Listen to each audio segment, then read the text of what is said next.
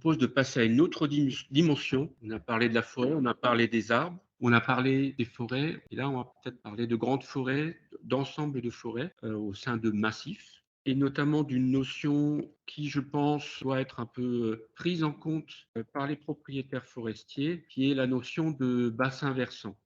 Pour ça, donc j'avais invité l'Observatoire d'hydrogéochimie de l'environnement de Strasbourg, mais qui actuellement, toute l'équipe est en colloque à Toulouse, pour un colloque national. Tout le monde s'excuse malheureusement de ne pas pouvoir venir.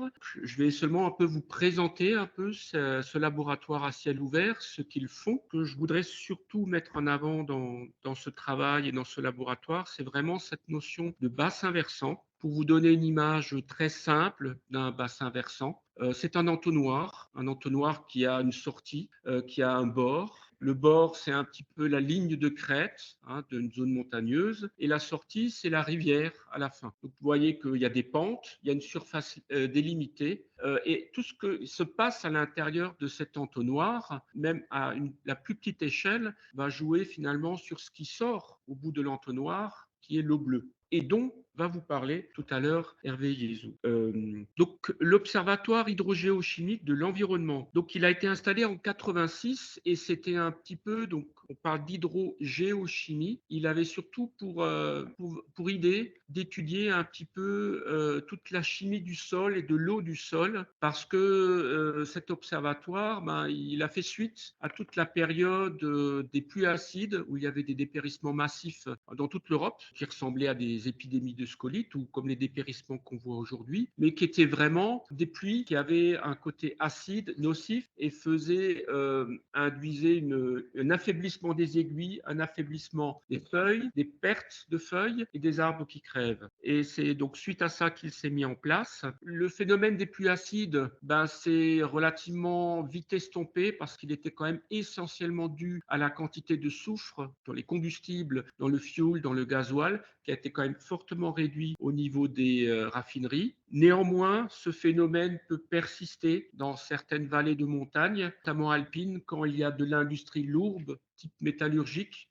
qui, elle, peut aussi induire des dégradations un petit peu des feuilles ou des aiguilles. Mais ça reste des choses, à cette fois-ci, beaucoup plus localisées que ces images un peu qui avaient déferlé dans la presse fin des années 80. Donc, ce laboratoire, bien que ce phénomène se soit bien estompé, il a conservé tout son dispositif, et c'est ça là que c'est intéressant, parce que ça nous donne maintenant 86, 2023, presque 40 ans de suivi scientifique dans un labo à ciel ouvert. Je vais vous montrer tout à l'heure l'image sur tout ce qui est l'hydrologie et la physico-chimie d'une zone forestière, donc du côté d'Aubure, donc relativement bien typique du massif des Vosges. Et ces données un petit peu physico-chimiques se sont aussi raccrochées un petit peu aux données biologiques, avec des mesures au niveau des arbres et avec les flux de sève dont vous parlez, Nathalie, tout à l'heure. Et donc, il y avait aussi eu des mesures à l'époque de sécheresse sur Aubure.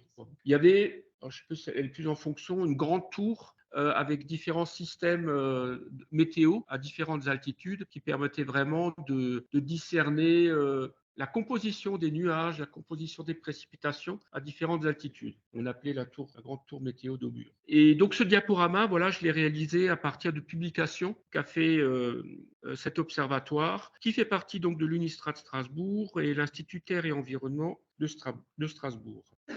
Donc je pourrais peut-être pas, je voudrais juste vous illustrer ce que fait ce labo, mais je ne pourrais pas vous détailler tous les travaux qu'ils ont fait depuis longtemps. Je vais leur laisser à eux l'occasion de présenter ça. Ils pourront mieux le faire que moi. Mais je pense que ça mérite un petit zoom. Donc tout ça, ça se passe du côté de Ribeauvillé, entre Ribeauvillé et Aubure. Sur le point orange, vous avez le village d'Aubure. Et puis, tout au bout, vous avez cette notion de... Ça, vous avez l'entonnoir, et tout au bout, vous avez la ville de Ribeauvillé, avec le ruisseau qui s'appelle le Strengbach. Donc cette zone fait à peu près 3200 hectares. Elle est quasi exclusivement forestière, à 90% pour 3000 hectares, et il y a surtout une dominante de forêt résineuse à base de sapins, d'épicéas et un petit peu de pins. Et elle monte elle est délimitée un petit peu par le massif du Tenchel, ceux qui le connaissent, par le col du Haut-Ribeauvillé, par le village d'Aubure et par un sommet qui s'appelle le Königstuhl. Dans cette vallée, ben, il y a bien sûr des sources, des ruisseaux, des rivières. Et là, vous avez tout ce réseau bleu de ruisseaux, rivières, plus ou moins permanent, qui vient voilà, depuis les lignes de crête et se rejoint dans les vallées, puis dans la vallée principale, juste à ce qu'on appelle un peu l'un des exutoires, qui est l'entrée de la ville de Ribeauvillé. Au sein de ce grand ensemble, ben, chaque ruisseau, rivière. Donc l'ensemble forme un bassin versant, mais à l'intérieur de ce bassin versant, il y a aussi une multitude de petits bassins versants. Si vous avez un ruisseau avec un versant à gauche, un versant à droite, une petite ligne de crête, ça forme déjà un bassin versant. Donc ce grand bassin versant du Steinbach, on peut déjà le délimiter en 13 petits bassins versants et les travaux, les actions que vous allez faire à l'échelle du petit bassin versant sont tout aussi importants que quelque chose qui se raisonne à l'échelle. Chaque pièce, chaque petit bassin versant contribue à l'ensemble du bassin versant. Au sein donc de cet ensemble, il y a une zone beaucoup plus petite qui est l'Observatoire hydrogéochimique de l'environnement qui fait à peu près 80 hectares. Donc zone boisée où il y a en fait tout plein d'installations permanentes, des installations assez proches de celles qu'utilise Nathalie, que ce soit des pluviomètres, que ce soit des stations météo, mais aussi et surtout, il y a ce qu'on appelle des piézomètres. C'est des tubes qui s'enfoncent dans le sol et où, notamment, ce laboratoire va régulièrement prélever l'eau. Et ça, tout comme Nathalie avec les pluviaux, de façon très régulière. Il ne s'agit pas de capitaliser 1 mois ou 2 mois de précipitation, mais il s'agit de voir tous les 15 jours quelle est l'évolution de la pluie, des lessivas, des choses qui sont drainées. Donc on est vraiment dans un labo à ciel ouvert où tout plein de mesures se font très régulièrement. Pour vous présenter ça peut-être plus visuellement, donc je vais juste vous passer un petit film qui fait 7 minutes qu'a fait le labo, qui vous présente un petit peu ce labo en réel. Alors, qu'est-ce qui se passe exactement dans ce laboratoire, dans cette petite forêt high-tech? Donc, des mesures de suivi, météo, température, humidité de l'air, pression atmosphérique, vitesse du vent, rayonnement solaire, pluviométrie, données qui permettent notamment de calculer l'évapotranspiration, mais également hydrologique, ce qui devient l'eau bleue, donc les débits des différentes sources et ruisseaux, dont le fameux Steinbach, qui est un exutoire à peu près à 880 mètres d'altitude sur le banc d'Aubure. Et puis, cette eau, elle est également étudiée au niveau de sa composition physico-chimique, à la fois pluie, neige, aussi les lessivas, les solutions du sol, mais également les sources, les ruisseaux, les sols et les végétaux. Donc, c'est un petit peu les images que vous avez vues, ces grands stocks, ces grandes armoires, où on trouve à la fois des carottes de sol, mais également tout plein d'échantillons d'eau. Alors, je vous présente juste quelques graphiques qui sont issus un peu de ce travail, donc un travail sur 30 ans. Donc ici, par exemple, un suivi des précipitations depuis 87-2015 avec le nombre de millimètres par an. Donc je vous rappelle, on est à presque 900 mètres d'altitude dans les Vosges alsaciennes.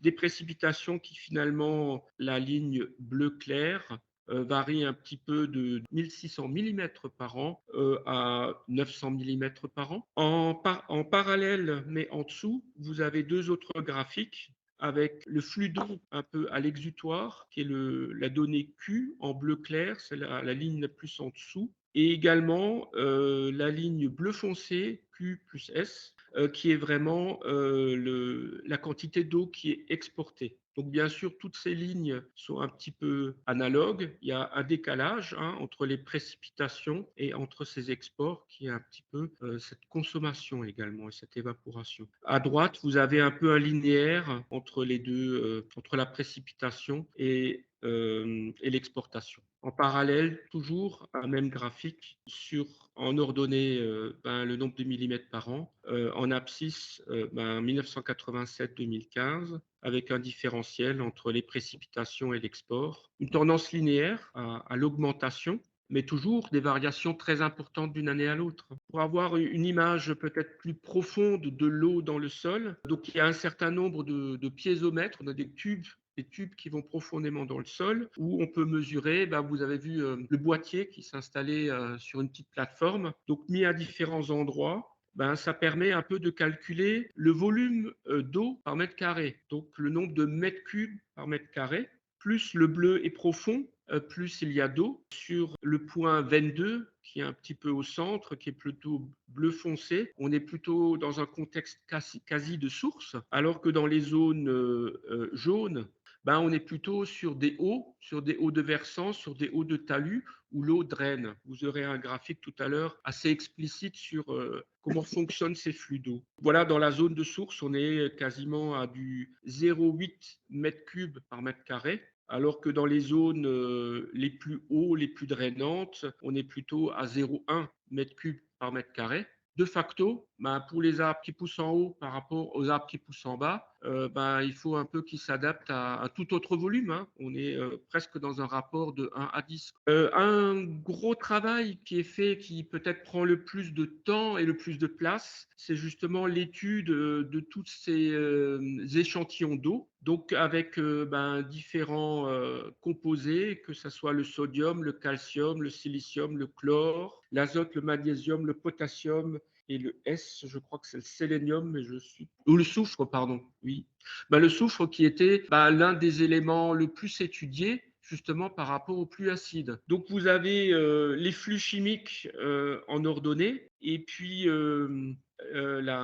les flux d'eau en abscisse. Et puis bon, ben, ce qu'on constate quand même, c'est que plus il pleut ou plus il y a d'eau, ben, plus il y a un petit peu les éléments. Certains éléments bougent plus que d'autres, donc notamment le potassium, le magnésium, le calcium, le silicium et le soufre, qui sont donc en haut complètement à droite entre 8 et 10, ben, bougent beaucoup plus que par exemple l'azote ou le chlore. On a vraiment au fur et à mesure de l'augmentation une dispersion un petit peu des éléments. Avec peu de précipitations, tout le monde joue un petit peu ensemble, mais dès qu'il y a plus d'eau, ben finalement les éléments chimiques se déplacent différemment selon leur composition. Là, vous avez de nouveau l'image de ce petit bassin versant et avec un peu mieux ces flux de drainage, avec la nuance mois de mars, donc on est encore dans l'hiver, il y a pas mal d'eau par rapport au mois de juillet où on commence à rentrer dans une phase de sécheresse. La nuance de couleur, elle est un petit peu liée au déplacement de la goutte d'eau. La goutte d'eau qui est en bleu foncé, qui sont dans les deux cas, hein, qui sont vraiment en tête un petit peu de ces lignes, ben, en fait, elle va mettre de 400 à 500 jours pour rejoindre le ruisseau principal, alors que celles qui sont en rouge vont mettre entre 0 et 100 jours. Pour vous donner peut-être aussi un peu une échelle des flux d'eau dans le sol. On est quand même à l'échelle, on est plus proche de l'année ou du bisannuel pour les déplacements d'eau. On n'est pas dans l'instantané comme peut l'être une pluie qui nous mouille de facto.